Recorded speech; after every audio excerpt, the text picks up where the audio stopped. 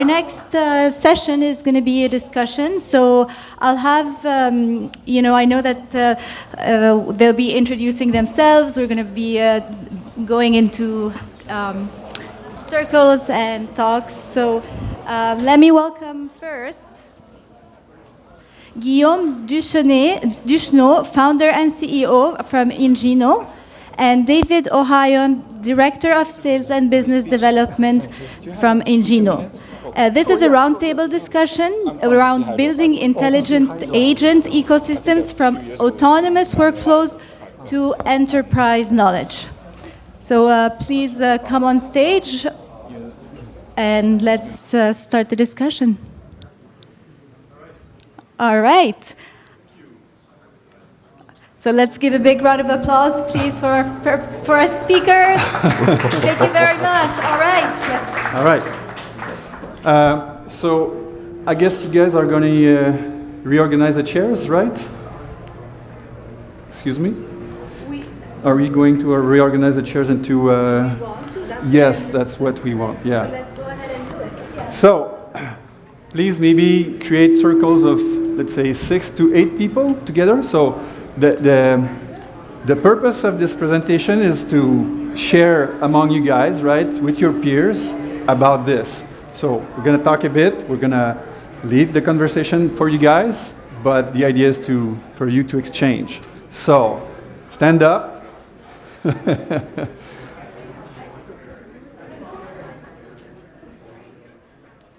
And then take your chair and try to organize yourselves into 6 to 8 people, let's say. I think if we can just flip around some chairs like this. Yeah, that's perfect. Thanks.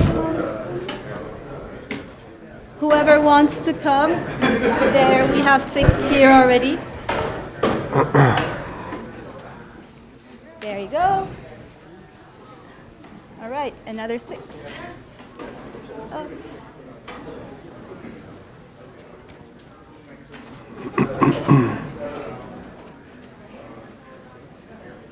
Okay, do we all have a chair?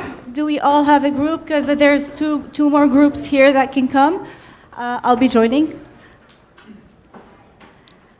So we have 1, 2, 3, 4, 5, 6 chairs here.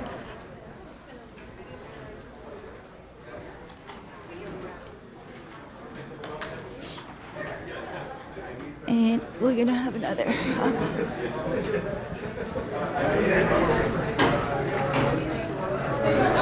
There is still room in here for 12 people to 2 groups of 6.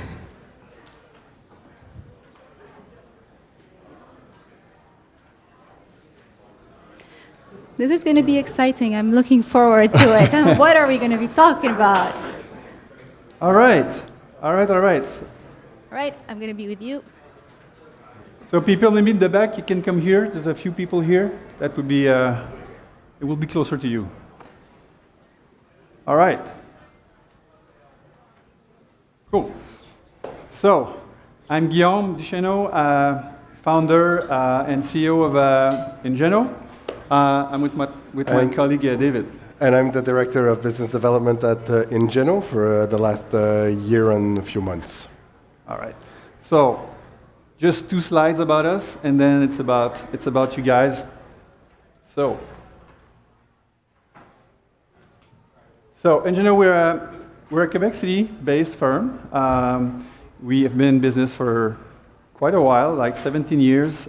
We work mostly on AWS. We specialize in cloud-native solutions. IoT work mainly with industrial organizations like manufacturing, mining, but we do a lot of AI. And in 2022, 2023, Gen AI caught us by storm, right? It's the buzzword since then. Last year, 2024, I would say it was more about experimenting, right? I guess most of you were like trying to figure out what are we going to do with that? But we all know it's not about if we're going to use agents and if we're going to use Gen AI. It's how and how to do it right. Then this year, 2025, what I hear the most is this year is the year of business outcomes, right?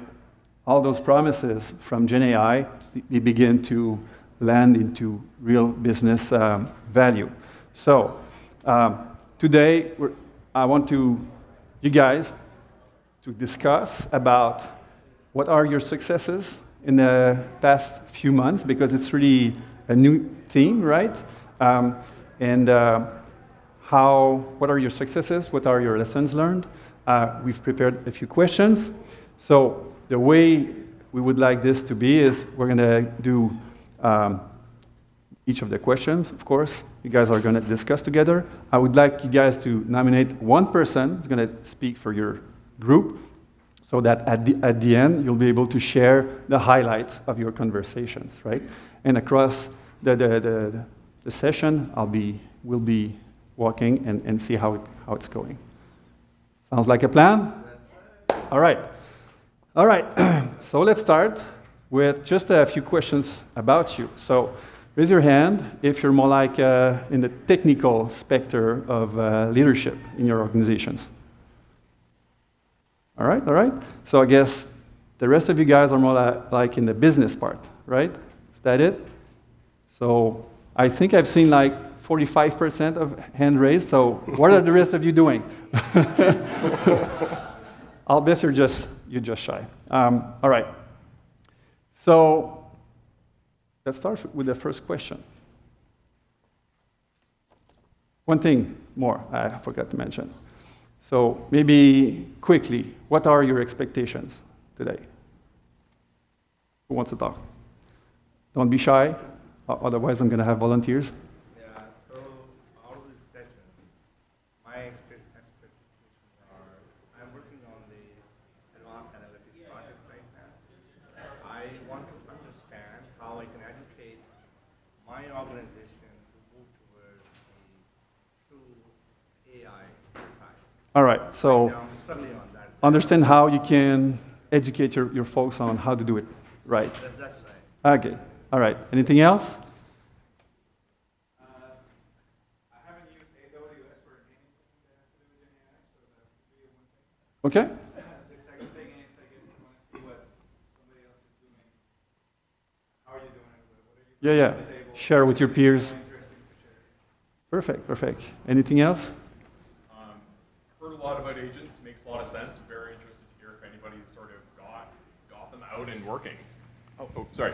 Yeah, heard a lot about agents. Very interested to see what people's experience are actually deploying them, getting them working. Do people have successful pilots? Yeah. So, is it true or is it a mirage, right?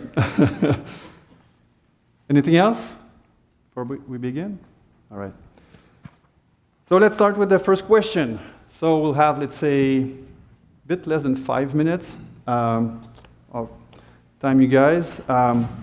So please nominate someone in your team so that they can share the highlights at the end of the next 30 minutes.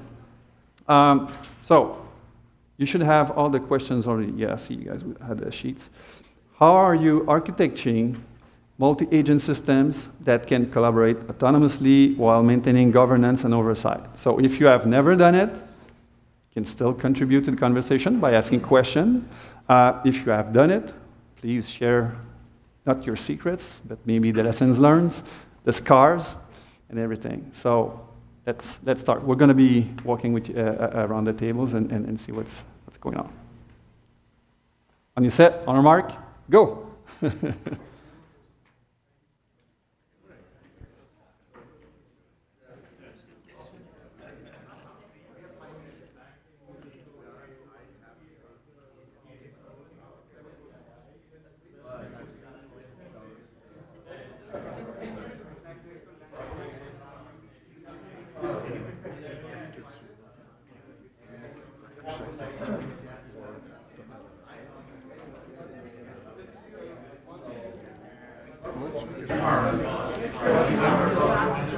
All right. May I have your attention, please? Or not? How about we move to the next question? So first, how is it going? I hear you guys are talking a lot, but are you talking about the subject? I think you are. I talked to most of you guys. All right, so how did it go for the first one? Well, have you solved anything or raised more questions? Nick? Combination of Maybe who has maybe a few highlights to share? Over here? Well, I think we level up. Oh, sorry, there's business people here too, so we're leveling up the dictionary of words. What do they mean? But yes, I think we answer a few questions about multi-agentic systems, and we discuss a little bit how some of us work with multi-agents, and I think that we have two people that know about governance, which I don't have a lot of experience with. Yeah. So who in the room do have experience with governance or with agents first? I should have asked that in the beginning.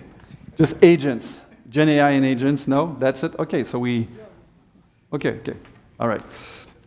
So I guess governance is next level, right? So I guess most of you guys are gonna lower your hands. So any questions on that? Yeah, I have a question. Yeah, sure. So for example, how do you make sure that when you implement an agent, like let's call it a chatbot, and you ask a question, how do you make sure that as a developer, what the agent is going to say to the user is true? How do you ensure that? Or how do you make sure that the agent doesn't let the person, the user, do something he should not do or she should not do? Or how do you make sure that the agent doesn't leak information that is not something that the user can see, right? So sometimes humans has to be involved to make sure it doesn't happen, but it kind of defeats the purpose, right? You want this to be autonomous. You don't want to have one human per agent, right? You want to, we want to get rid of humans, basically, right? Kidding. Don't quote me on that, please. Can I give another example? And I'd love to hear your thoughts, because I was at a conference last week and someone stood up from a nonprofit organization that supported, youth troubled youth, and as a support number, and they provide a phone service and chat. And they worked with a consulting company to launch, using agentic AI, a chatbot on their website to support these youth that are in trouble. Mm-hmm. And they went through the user experience, and in my head, it just raises so many red flags. And you talk about governance and how do you reduce the risk, and I'd just love to hear your thoughts on that, because I was absolutely terrified about them launching this. They hadn't yet, but so it's, to say the least, I would say it's a bit, sorry for the word, cocky to implement that specific use case, because if young people have troubles, you don't want to AI do that. So my take on this, I would not take that project. But let's say that AI was good enough for that. You can use, let's say, there's the agent doing the conversation, and then you can have other agents watching the agent. So for example, before the answer is given to the user, one agent or different agents, maybe they are subject matter expert themselves, one about, I don't know, taking your subject. I'm not sure if it's even relevant, but let's say one is about detecting suicidal thoughts, right? Or detecting a crime might be committed, right? Or drug problems. So maybe it's the same, but and then other agents can intercept what the conversational agent is saying and raise flags. And then at some point, okay, this is becoming too tricky for a computer or an AI to do. Let's connect this person with a real human. That's one example, right? Or there are also guardrails, for example, in the financial world, or anything that allows you to identify a person, and that's information that cannot be shared with others. So there could be some kind of guardrails that, again, intercept what the agent is saying and say, okay, you're trying to share information this user doesn't have access to, so it kind of blocks, and tell the agent, well, rephrase your answer, because that doesn't work, right? So those are examples. You can have also guardrails that are not AI-based. You can have just regular and plain algorithms that just scan whatever is said and use traditional ways to filter out information. So those are examples. That was interesting. Something about this use case. Is this not a human in front solution? Actually, AI. That's mind-boggling. Yeah, it is. Basically, a human in front of the human, and AI agent is supporting the human with like throwing in resources, ideas, or kind of providing some insight as they listen to, right, supporting the human in front, not the other way around. Yeah, unless the agent's goal is just to, let's talk about music, or let's talk about something else. Maybe the young person is having trouble in general in life, but that's not the subject of the conversation. It's just like entertaining the person. In this case, it's different, but still, it should be able to detect problematic, let's say. Just maybe not at this stage now to go into these kind of industries that are very health specific. So I remind that we have 15 minutes left. So It's going to go faster for the next one. So, okay, let's move to question number 2. I think this one is interesting for this crowd. So, given the speed, the pace at which this is evolving, right? I was listening in the radio. I don't know if you guys know Joshua Bengio. Big name in AI in Montreal. He was saying that maybe a year from now, many jobs that are going to be made obsolete because of AI, because it's evolving so fast. It's kind of exponential. We'll see in a year if we meet again, if we're still here, or if it's Skynet's going to take over. But aside from joking, it's going very fast. We can all acknowledge that. So what justifies investment? How do you make sure that your investment now makes sense and that in 6, 12, 24 months, it's going to not be rendered obsolete because now it works just as is. You don't have to develop something. How do you make that decision today? How do you make the decision to invest in custom solutions versus using, let's say, off-the-shelf solutions? Make sense? Let's have 5 minutes on that.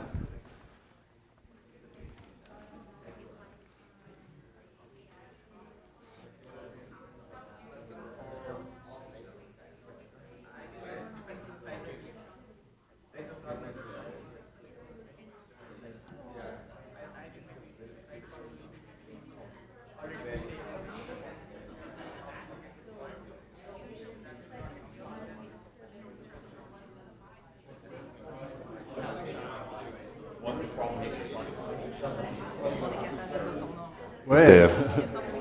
Get a robot is Dans le métier agent, aujourd'hui, le modèle de performance par rapport à l'utilisation des tokens, c'est gourmand.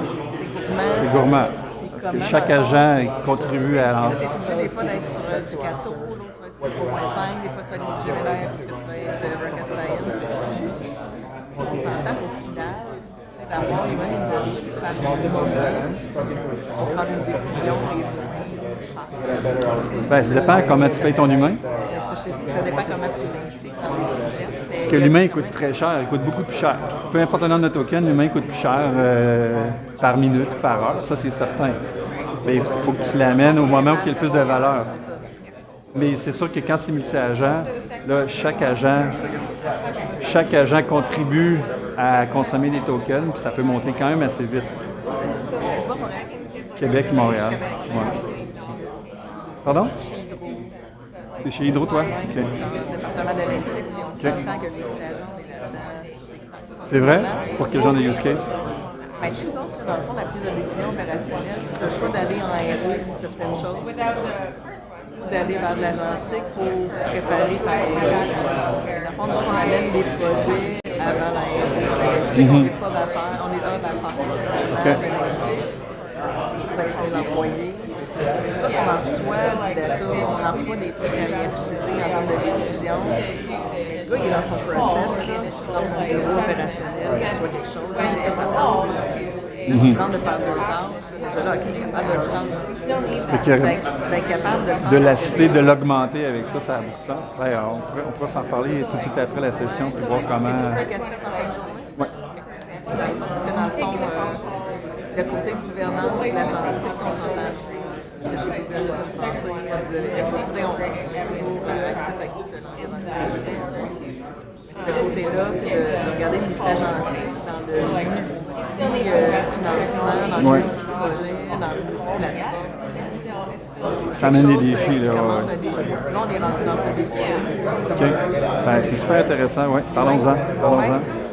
C'est quoi votre offre business? Oui, oui, absolument, absolument. Super, super intéressant.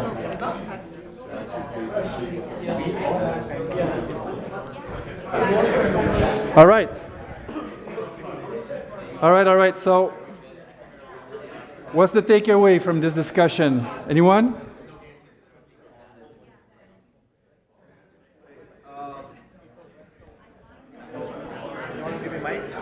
Yeah, where's the mic? Mic. Thanks. Here. Here. Thanks.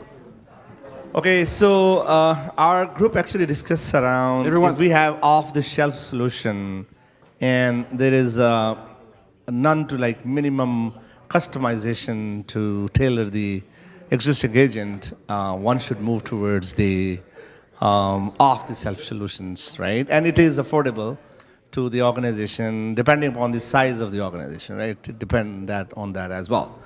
So off-the-shelf solution, just like when people started building ERP solution, they moved to SAP, Oracle 11. They didn't build their own ERP solutions, right?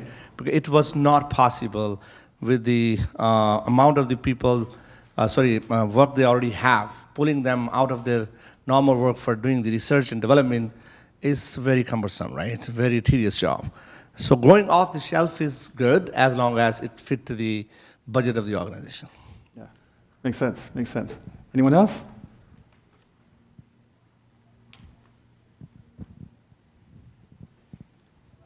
I know we only have 10 minutes left, so I'll make it super quick. What I was discussing with my team is that technology is going to evolve anyway, and it's evolving quickly. And the reason why we are developing these custom Gen AI is in order for the economy to grow faster. That's how it is. Like we want a higher GDP. We would do that if we automate things, then we have more productivity, we have more wealth. Now, on the flip side, though, the unemployment, in terms of the structural unemployment, because we searched that word, will maybe take a hit until these professionals are retrained into other jobs. So we kind of looked at it from a macroeconomic perspective. Makes sense. All right. Mindset, yeah. So mindset also has to be changed. Like as she explained, like the structural unemployment. So now we need to think differently. Like these days we think like how to do this. Now in the future, or now these days, we have to think like how to get the things done. Either we use AI or anything to make our job more secure or to be more productive in the work. It's not about you. For example, like I'm in the engineering side, so I know, okay, I have to fix like few bugs or build a feature in a week. So now I have to think, okay, this feature can be built in few hours using like Copilot, for example. Exactly, Yeah. exactly. All right. So, okay. So quickly, my take on this one, if the task you're trying to achieve is somewhat generic, like I want to write some text about something, I want to, I don't know, produce an article, for example. So something that's not exactly industry specific and super complex, that you can do it, you could do it yourself with ChatGPT or Claude. Don't build a custom system for that. You're going to waste your money. Where we see value is when you want to solve really industry-specific problems that require to have access to various sources of information, for example, systems that your organization has, for example, an ERP, that kind of stuff, have access to large data sets, documents, and that you cannot give that to ChatGPT directly. It's just too much and it's too overwhelming. So that's where multi-agent systems come into play with that kind of problems. So yeah, my take on that is only if it's super industry specific. Otherwise, probably 6 months, 12 months, you have something off the shelf that's going to do it for you. Yeah, so like five minutes approximately. So what would be your next favorite question? First one to say it, it's the one we take.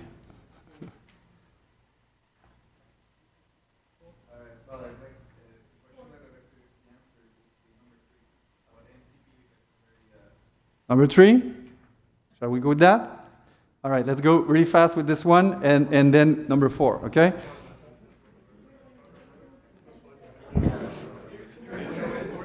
Sure. So MCP... So MCP and A2A are protocols that came out like in less than 12 months. It's been out really recently. And those are standards to have agents communicate with each other. So it's like the HTTP, if you know what HTTP is, right, of the 70s, I would say. I'm not sure when that was invented, but so MCP and A2A is framework, technical framework to have agents discuss with each other in a standard way. So we don't have to reinvent how I want to build my system, my multi-agent system. I don't have to reinvent how they should speak with each other.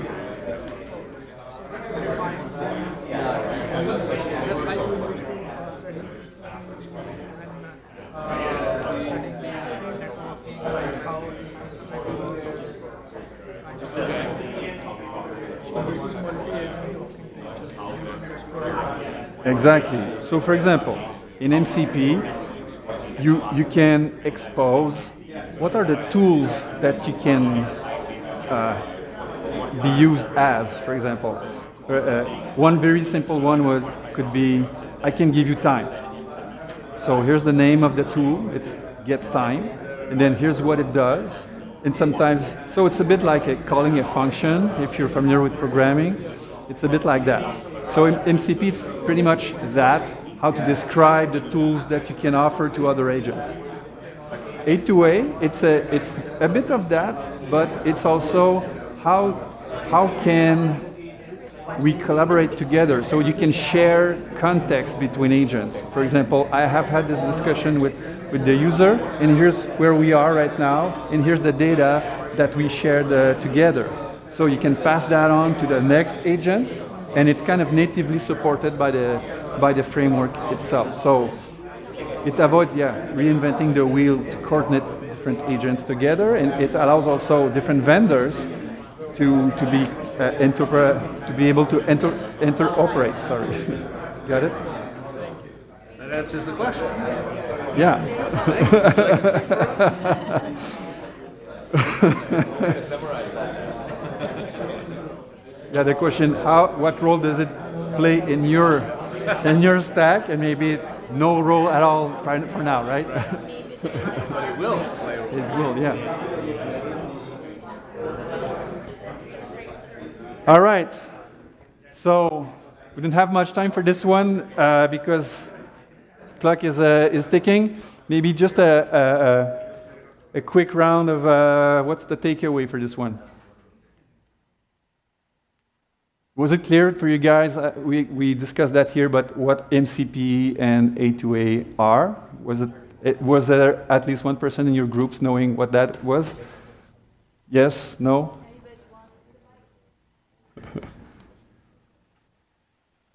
So raise your hand if you are using one of those two protocols right now. And it's okay if it's nobody.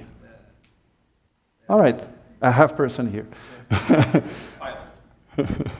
All right, so just quickly, those are the protocols to have agents talk with each other, so it allows different vendors to contribute to an ecosystem without having to reinvent the wheel on how to, collaborate, make agents collaborate. Maybe just one last very quick question. So let's go with number 4.